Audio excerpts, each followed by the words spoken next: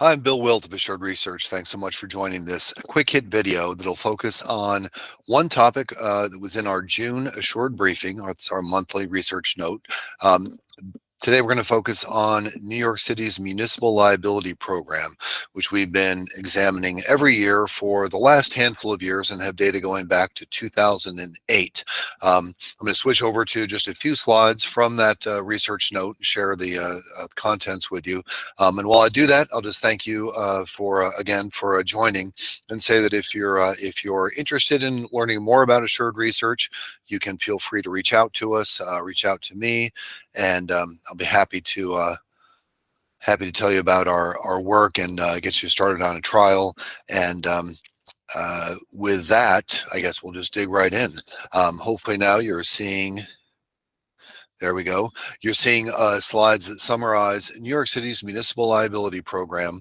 They self-insure for property, personal injury and property damage claims and pay about $700 million per year in tort payments. So with that, they would be about the 50th largest insurance company in the country. So they make their data available. It's required by law.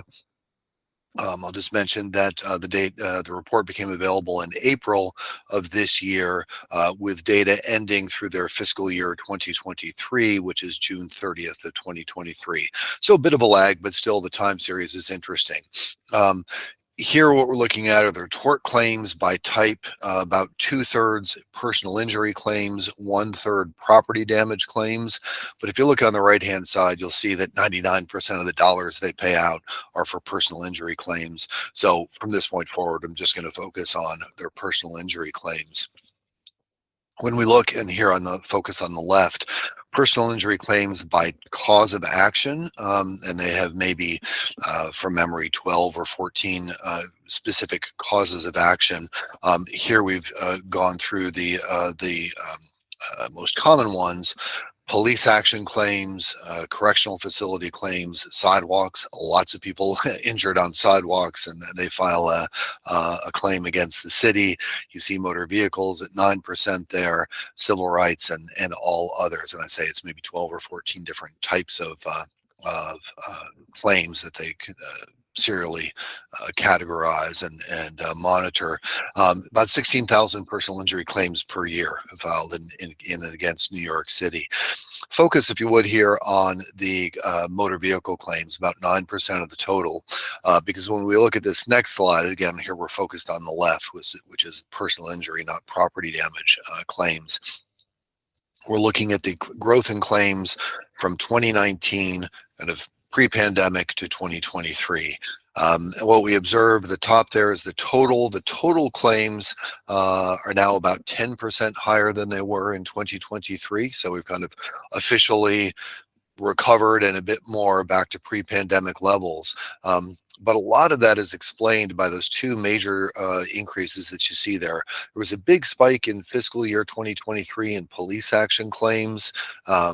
I'm not going to speculate as to or reflect on all the events in New York City that might have caused that, but clearly a big spike in fiscal year 2023. What I draw your attention, though, to however, is motor vehicle claims, which are up 20%. What that looks like, it might be 25-ish% or so higher in 2023 compared to 2019.